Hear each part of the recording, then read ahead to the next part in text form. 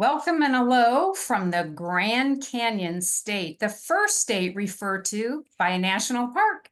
The reference has been in use since the 1940s, yet it was only officially adopted by our state legislature in 2011. Greetings, everyone. I'm Rhonda Bannard. I am the founder and executive director of Earth Gives.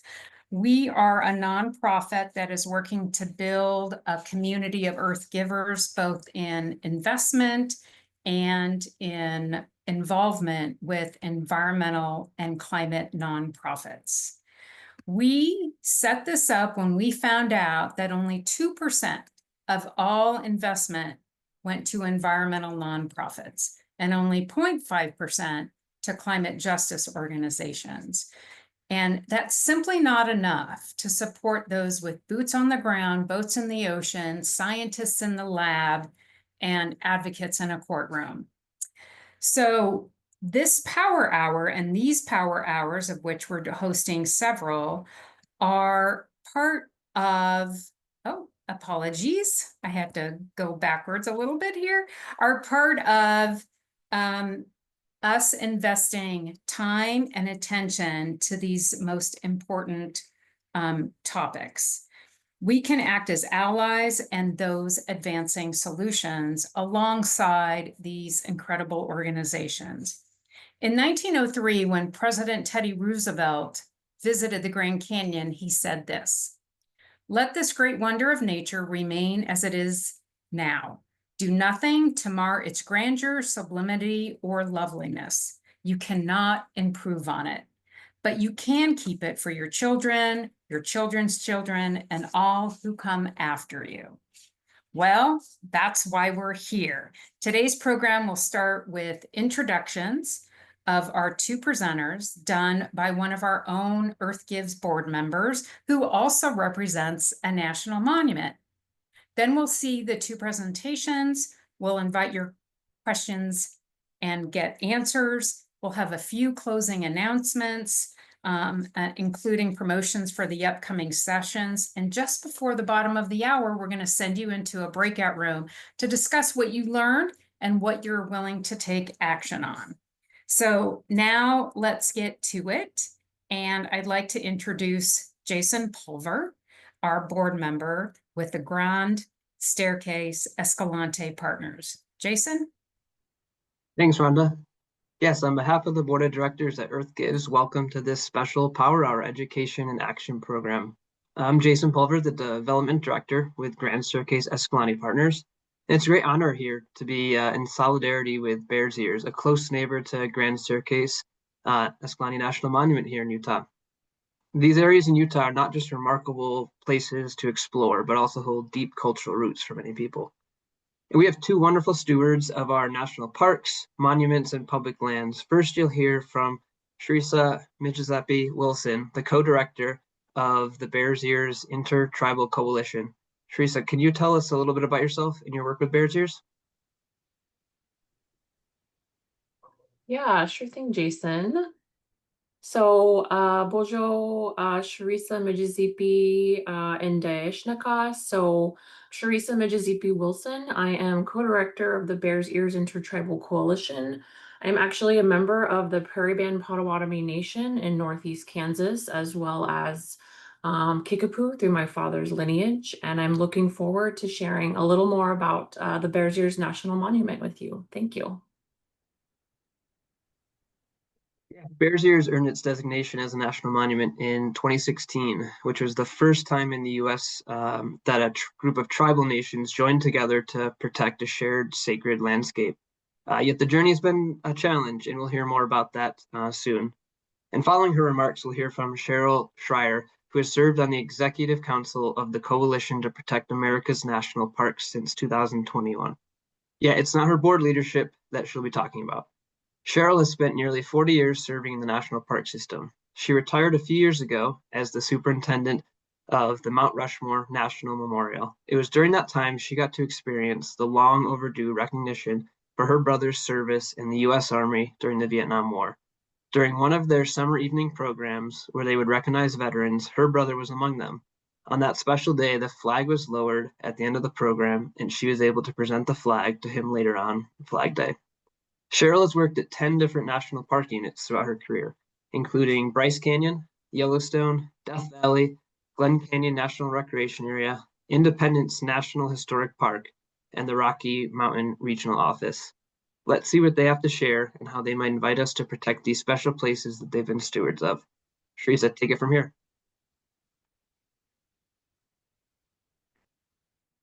Sure thing. Thank you, Jason. Let me just share my screen for you here.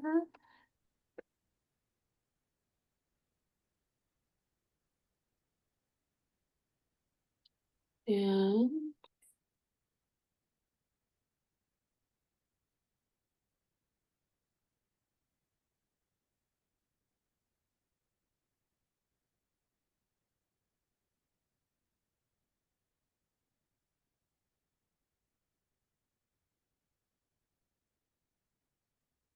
sorry about that. Are folks seeing the slideshow or is it still in the presentation? Still in presentation. Okay, so let's try this. It popped up once. There we go. Yeah. Okay, excellent. All right. So, as I shared with you earlier, I am Prairie Band Potawatomi. So my people originally come from the Great Lakes area and further north into so-called Canada, all the way over to the Nova Scotia area. And I've been with the organization now for coming up on 7.5 years. So just as you heard from Jason, I've been fortunate to be in service to our 5 coalition tribes, my Southwestern relatives, in order to support protections and help them advance the way that they would like to be in right relation with this land.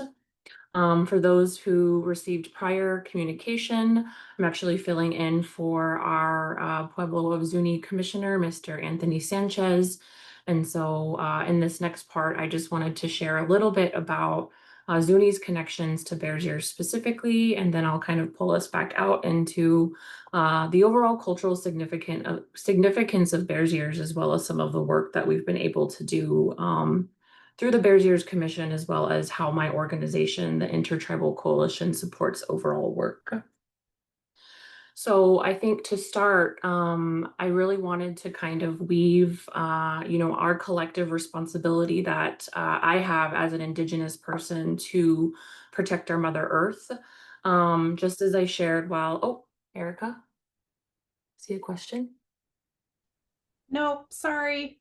Nope, that's okay. All right. That's okay. I just wanted to share that while I do not have direct ancestral ties to this area, I've been really fortunate to learn a lot and to be in service to this landscape on behalf of the 5 coalition tribes, which are the Hopi tribe, the Zuni tribe, we have the Ute Mountain Ute tribe, the Ute Indian tribe of the Ouray and Uinta Reservation, as well as Navajo Nation. And so part of the reason why we had asked Mr. Sanchez to speak to you all this evening is to really highlight the ways in which intertribal efforts and the many different connections that Indigenous people have to landscapes can kind of come together and really coalesce into a really powerful, meaningful movement. And so from the Zuni perspective, Bears Ears is really important because it really represents home in a sense that many of their stories related to migration and origin come from the Bears Ears region. When we're out on the landscape itself, many of the cultural belongings, or rather the ancestral sites, the dwellings that you may see, they're a lot more than just sites. And we really don't like to use that word ruins because it starts to place these very significant, cultural significant belongings into a non-personalized space. For a tribe like Zuni, these types of dwellings actually represent an active connection to this landscape. It reminds folks that that they used to migrate through this area, but it also represents a current active connection to this landscape. And so when we see different types of interaction, disrespectful behavior in moving among the dwellings, folks are actually actively erasing that connection to identity, that connection to personhood that folks who have direct ancestral ties to Bears Ears have. And so this is one of the reasons why Zuni and four of the other tribes find it incredibly important to be able to share this knowledge with you, as well as wanting to demonstrate the collective power of intertribal work together. And then just as I said on this slide, another kind of message that I hear a lot by working with our tribes is this idea of coming home, right? In one of the first years that I was able to work here, I was able to witness a youth come to the Bears Ears landscape, and they had never been there before. And the first time that they saw this rock art, they started crying because they recognized some of the rock art that they actually saw back in their homelands. And for them to have traveled almost 6.5 hours away and having never been in this place, it was really profound for them to be able to see right in front of their faces that this is their home. And the way that they described it was it felt like a welcoming back to home. And so when I think about this work a lot, that's some of the central theme that make this place really important and why it deserves connections, is because this place is home. And we like to really think about it as a living, active landscape. It's not something that's in the past. Many of the tribes still come to this area to gather medicinal plants, to actively practice ceremony in order to restore their connections and carry those forward for future generations. Just by way of introduction to our organization, the Bears Ears Intertribal Coalition was formed about a decade ago. After many decades of trying to reach a permanent legislative solution, the tribes ultimately decided that the best way to protect this area was to advocate for national monument designation, as Jason has shared with you previously. And so at that point in time, the 5 tribes who agreed to carry on this effort at that nation-to-nation, government-to-government level were the 5 tribes that recognize the coalition today. Our organization essentially operates as an extension of each of the 5 tribes by way of a memorandum of understanding between each of them. So what all of that really means is that we take all of our directions, all of our guidance from the tribes directly. And so when we act or when we decide to do something as an organization, it holds a lot of weight and a lot of merit. And as you can imagine, it takes a little extra time to be able to not only gain the trust from 5 individual nations, but allowing us to kind of reach consensus. So that way, when we move forward, we know that everybody feels that they have something meaningful to contribute, and that input is going to be carried forward in a good way. How our organization relates to the Bears Ears Commission, which is the official federal advisory body that participates in the collaborative management of the monument, is that our organization essentially provides fundraising, capacity, and technical assistance to the 5 tribes. And so the 5 tribes themselves elect an elected representative to represent their nation on the Bears Ears Commission, and then the coalition kind of supports the enactment of their recommendations. The Bears Ears Commission, let me see if I can move forward here, works with 2 federal agency partners, so that's U.S. Forest Service and Bureau of Land Management.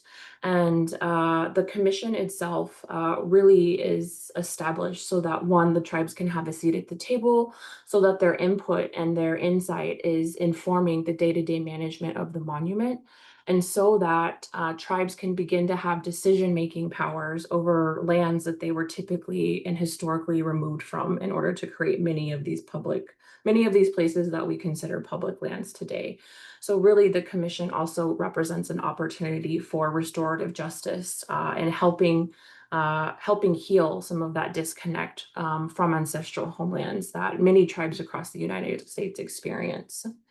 Day to day, we also work with the 2 agencies to really ensure that The management of this place is informed by traditional indigenous and ecological knowledge. And so how we do that is we have a cultural resources subcommittee, and that body is made up of typically non-elected leadership. So it often looks like TIPO offices, natural resource departments, but it also is inclusive of some of our traditional leaders. So I'm thinking about ceremonial leaders, traditional knowledge keepers who may not formally have a place within their tribal government, but still hold an enormous amount of power within their community. So this body works with the tribal leaders to ensure that a lot of that really knowledge that's very culturally sensitive and in some instances can only be shared within the tribe itself is kind of collected and shared in a way that can then inform day-to-day management. So an example that I can kind of give you of what that looks like in practice is, for instance, if we're looking at managing the San Juan River that we have a picture of here, our traditional knowledge experts would really recommend that instead of kind of taking the river itself as a form of a resource, we should really start looking at how individual actions to this river start affecting things like wildlife, or how our actions to manage this river might affect a visitor's experience to the landscape. And so this way, we're starting to make our management more holistic, and that we're no longer looking at the river as its own individual resource. We're starting to look at it as an entire kind of ecosystem, the way in which I think we all know, but unfortunately our federal process is kind of abandoned in practice. And then really quickly, I just kind of wanted to wrap up with what can you do as supporters, as people who are learning about tribal efforts and our public lands broadly. So the first is that we invite you to learn Visit with Respect principles. We have a QR code here that will take you directly to our website. Really just helps you understand what being a good relative looks like. 2, we invite you to support Indigenous stewardship and tribal leadership more broadly, and learn the history of the place where you recreate or live, and then support and try to learn more about the tribal efforts to protect those places. And then 3, please take action through public comments, whether it's locally, regionally, or at the national level. Outreach to elected leaders, again, at all of the levels that you feel compelled to, and please continue efforts for local education and or volunteer. And with that, I look forward to participating in our breakout groups. Thank you.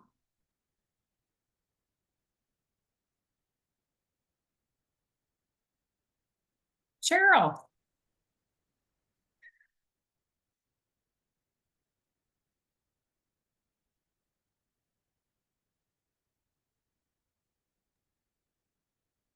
Thank you very much. And I'm looking forward to, as Sharissa said, the breakout groups, and also this evening, this opportunity. Thank you very much. That was a wonderful presentation, and Bears Ears is such an incredible place. If you've never been there, you definitely need to be able to travel there. Well, the Coalition to Protect America's National Parks is our mission and focus. And let's see, I apologize. Might be in your lower left corner. There might be really faint arrows that you. Oh, there we go. Thank you very much. It was very faint. I didn't want to faint.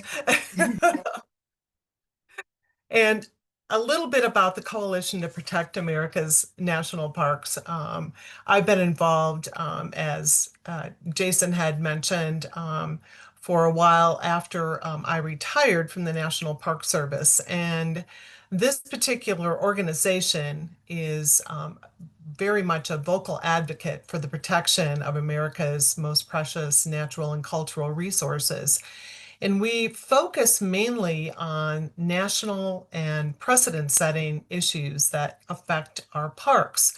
And these could be multiple agency issues, working with the Bureau of Land Management, the U.S. Forest Service, Also National Park Service service-wide issues, and then getting down all the way down to park specific issues. And we pride ourselves in the fact that our membership is really made up of, excuse me, of current and former National Park Service employees as well as volunteers. And we represent all different levels of the organization. It could be a park superintendent, a former Park Service director, all the way down to perhaps a maintenance employee. And we currently have over 4,600 members, and we like to say that we represent over 50,000 years of a collective experience. So we feel like we really do have that voice of experience. We also understand those unique internal and administrative requirements that operational needs of the National Park Service and also the Department of Interior, as well as the impacts that changes in law, policy, and regulations will have. Excuse me.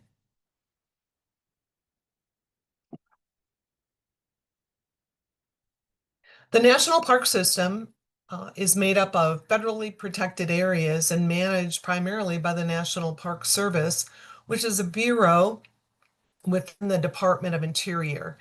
And the main purpose of the National Park Service is to preserve those very special natural, cultural, and historical resources, but also by making sure that they are acceptable or accessible for public enjoyment, education, inspiration, and without compromising the integrity of those resources for future generation. The National Park Service was established in 1916, so we're celebrating the 109th year of the National Park Service. And there are currently 433 units of the system that include everything from national parks, like Grand Canyon National Parks, monuments, historic sites, seashores, recreation areas, battlefields, preserves, and more. There are over 85 million acres in the National Park System, and it's spread out over all of the United States territories and also the District of Columbia. In addition to the National Park Service system, there are also programs and offices such as the Rivers and Trails Conservation Assistance Program, National Heritage Areas, inventory and monitoring that monitor both flora and fauna of the national parks, and scores of others. And they all help to support and supplement the work that's being done by the National Park Service. America's best idea, and Americans deeply value their national parks. And that's truly reflected in the number of visitors that come each year to national parks. And last year in 2024, there were more than 331 million visits alone. And that was an increase from 2023 of 6.36 million recreation visits. And in addition, many people aren't always aware of the fact that America's National Park System contributes over $55 billion to the nation's economy and supports more than 450,000 jobs annually. Unfortunately, there's been a pattern of decline in the National Park Service, and for years, we have been understaffed and underfunded. And that 20% decline in the staffing has occurred between 2010 and 2025. So over the last 15 years, it has been markedly known and also felt by the National Park Service and our visitors that that decline in the staffing does really make a difference. Since January of this year, the current administration has now cut nearly a quarter of the permanent National Park Service workforce. And if you stop to think about it, 25% of our permanent workforce. And these losses have primarily been because of hiring freezes, the buyouts, retirements, and pending reduction in force. And these are devastating the agency's ability to protect the park resources, ensure visitor safety, and deliver just those basic services. Everything from having people at the visitor centers, cleaning restrooms, making sure that park visitors are safe, the wildlife encounters, all of that is included with that. In addition, the president's fiscal year 2026 budget, proposed budget, would be the largest reduction ever to the National Park Service. And that's already deeply problematic and a dangerous situation if this budget actually happens. The budget cuts and the staff reductions have set our national parks on an unsustainable and a very dangerous path. And the current order that parks remain open and accessible has been extremely difficult for parks and park visitors. That was an edict that came from the Secretary of Interior, Secretary Burgum, this year, especially for the main visitor season during the summer months. Programs and excuse me, programs and support offices, which are really what we call the backbone of the National Park Service, and they provide all of the essential support in the aspects of park management. That includes natural and cultural resources, the visitor services, business operation, external affairs, and planning are also being gutted. The smaller parks, I mentioned 433 units of the National Park Service. There are some parks that are quite small, and they very much rely on regional park staff to help them, everything from meeting the legal requirements and ensure public safety. Losing the support really undermines the core mission of the National Park Service to protect and preserve these incredible resources unimpaired for future generations. Also, the coalition has concerns over the federal not only the federal workforce, but also the ongoing threats to all public lands, not just National Park Service lands, but includes a potential for public lands to be transferred or sold. And the rollbacks of national monuments, for example, Bears Ears, and other bad policies, that legislation that could place on our public lands and make them more at risk. So what can you do? There's actually plenty that you can do. And I invite you to reach out to Congress. And now is the time to really urge Congress to take action so that they can safeguard the future of America's national parks and public lands. And every member of Congress must act now to stand up for these assaults on our parks and public lands. And we urge our representatives to make sure every park has the funding they need to be staffed and protected and also open to the public, and reject any of those efforts to remove national park units from the system or to sell off those public lands. So if you've never called Congress before, what do? Here are some suggested talking points to use when you're calling your elected officials. And this will also be available after. I know Rhonda will make sure that these types of items are available instead of having to memorize it. But you pick up the phone, you call your congressional representative or senator, you identify yourself, and you urge them to stand with supporters of national parks everywhere and commit to protecting every park. And so it's really a short verbiage that you need to use, but just letting them know that it's so important to consider funding the National Park Service at not only the same levels right now, but increasing those levels and adding more support for staffing and protecting those resources. And there are resources available advocacy-wise to help you find your members of Congress and how to make that easy call, and also action alerts and advocacy actions. And that can also be found through another organization, the National Parks and Conservation Association. That is another advocacy organization.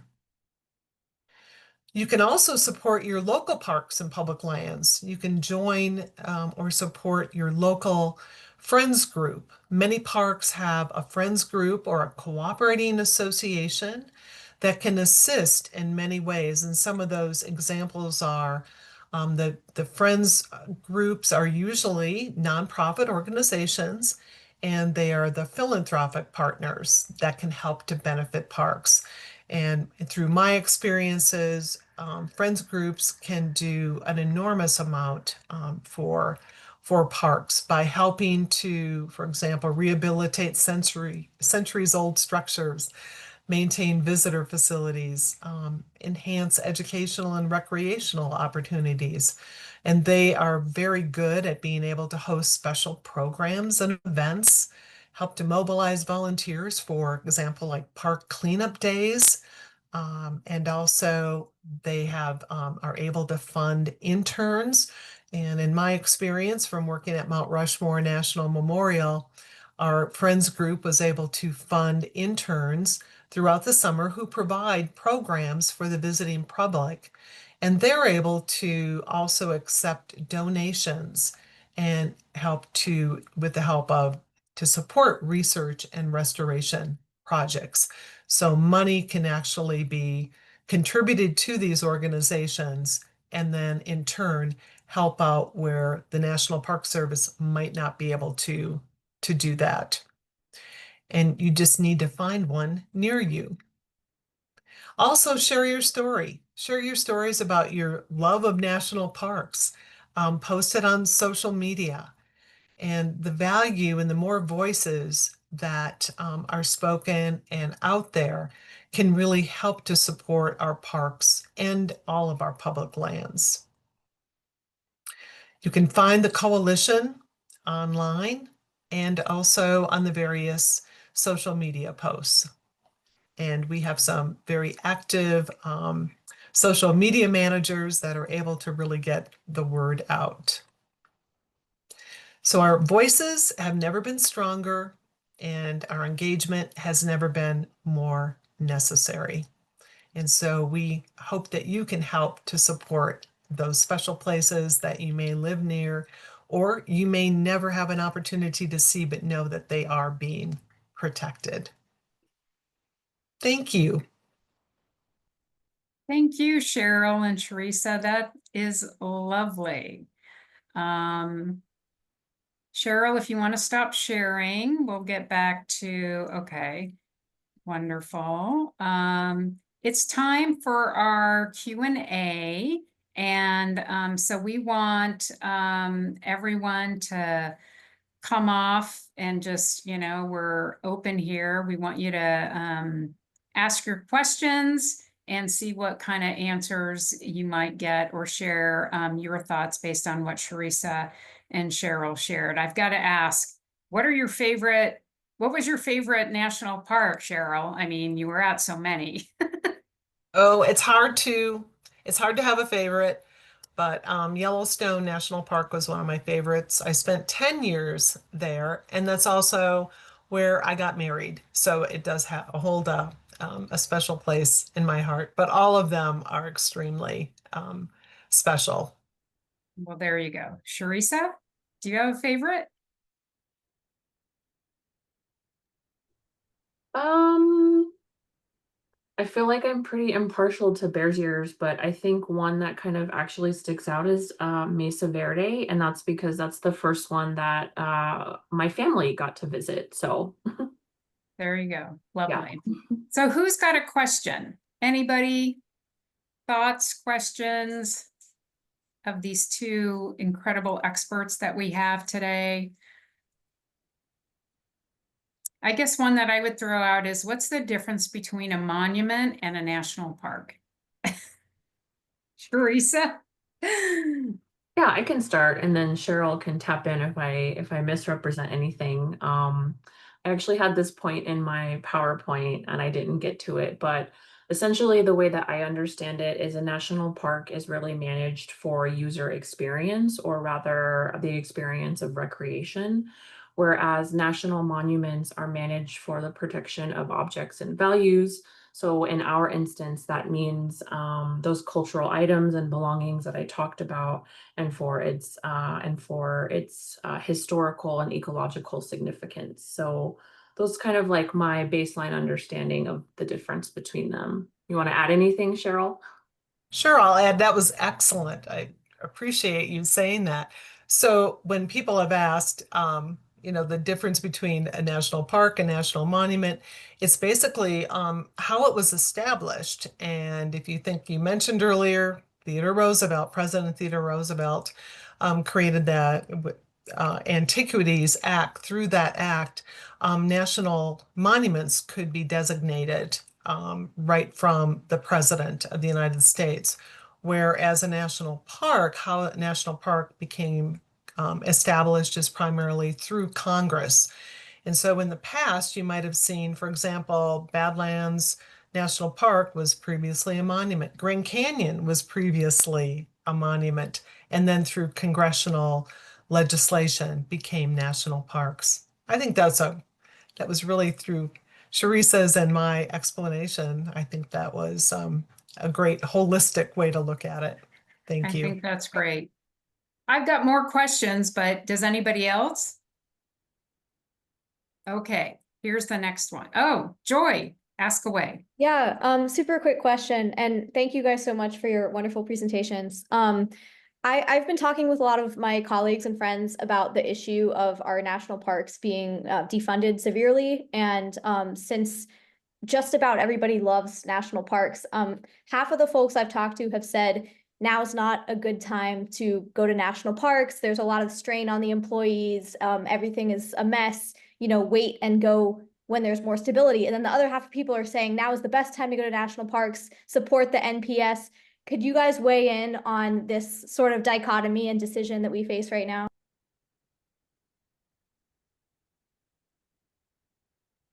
I can go ahead and start, and then maybe Sharice can chime in. I would say when I have visited national parks during this very constrained time, I will tell you that National Park Service employees are really dedicated. They love their jobs. They want to do their jobs. They want to contribute and share national parks with the citizens of the United States, everyone who wants to come and visit national parks.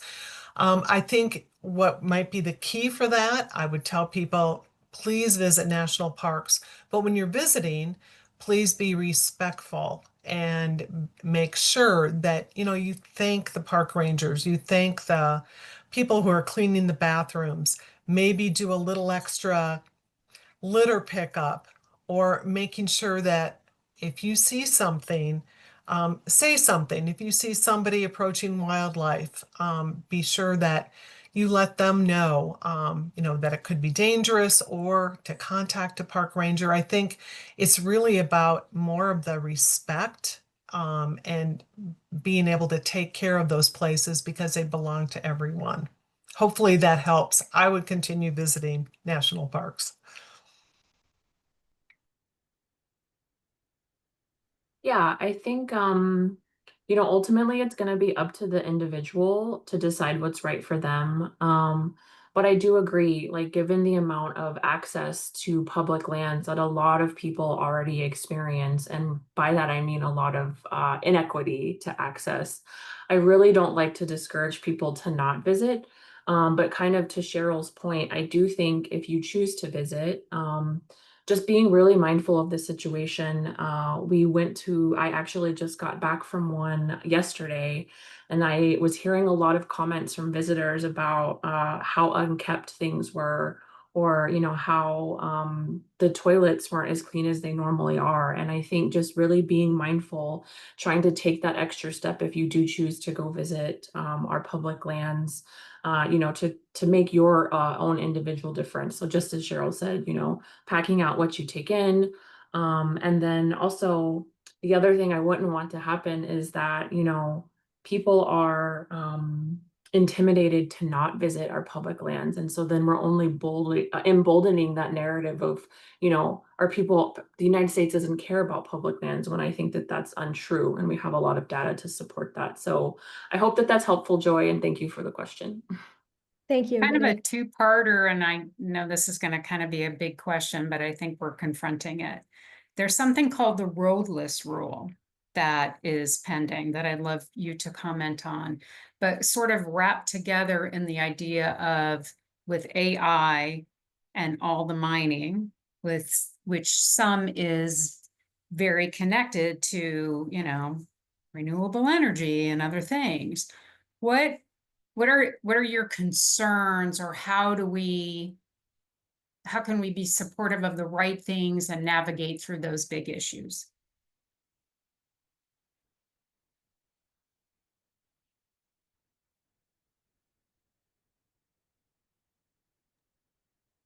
That's a big, that's a big thought-provoking question. First of all, I would say there's a very short time period to comment about the rescission of the roadless rule. Comments are due actually by the end of this week, September 19th. And so, you know, I guess what I would say is, wow, you know, the Well, roadless rule. tell everyone what the roadless rule is. Like, what if it gets rescinded, what happens? Well, if it does get rescinded, it impacts national parks. It'll impact all different public lands, Forest Service, Bureau of Land Management, and how it affects is it's going to open it up to more logging, more mining, more resource extraction, and building more roads. And like, for example, I'll just use the example of like Tongass National Forest in Alaska, just an incredible place. And very indigenous peoples are really, that is one of the most special places that they do not want to see old growth forests decimated. It's also for spirituality, wildlife, just an incredible amount of resources. And if that is rescinded, those are places that could be opened up for logging, along with, and I know there was someone here from Idaho. Idaho is another big place where you've got a lot of National Forest Service lands that, you know, open up those areas that have been protected over time. And so it, you know, public lands, whether it be Bureau of Land Management, yes, there are ways that if there's mining or if there's logging, there should be particular ways that people can be able to comment on those activities. However, some of that is even being taken away. And so it's very, very concerning because some of these places also border on those special areas. And I'm sure Sharissa can comment about that as well. Major concerns. Yeah, thank you, Cheryl. And then I think towards the question, Rhonda, about, you know, the ethics of it is to kind of lend an Indigenous perspective. You know, I do understand kind of where we're going with AI and the very resource intensive work that it takes in order to generate that work. But, you know, I guess the question that I ask back is, you know, at what point do we decide that we're giving up so many of these finite literal resources in order to continue to move forward and advance technology like AI? And you know, there will reach a point in which there aren't any natural resources left in order for AI to continue if it continues at the rate that we are currently allowing it to do, right? And so Yeah, I guess I think about that a lot is I do understand needing to progress as a society, but at some points our progress will come and is already coming to a critical point where we need to ask ourselves, why does this certain thing need to advance, and what do we have to give up in order to achieve that advancement? And I think that given this current political environment, I'm glad that we're asking those questions because we're already at that critical point, right? So thank you for asking. Sure thing. There's some amazing efforts to push back on huge data centers, but that in my state, but they seem to be maneuvering around it regardless of shutting them down. Well, we are so thrilled and now newly educated because of the two of you, Sharissa and Cheryl. Thank you for your presentation. We're going to continue this discussion in just a second, but I wanted to let you know about 2 additional power hours that are coming up in the next 2 weeks. And we've got some of the presenters on this very power hour. I got it right, hidden toxics, but say that fast and it's not as easy. We've got a presentation from the Center for Environmental Health and Rachel Carson Council next week on Wednesday. It's during the midday, so that's a little bit different than when these other sessions have been happening.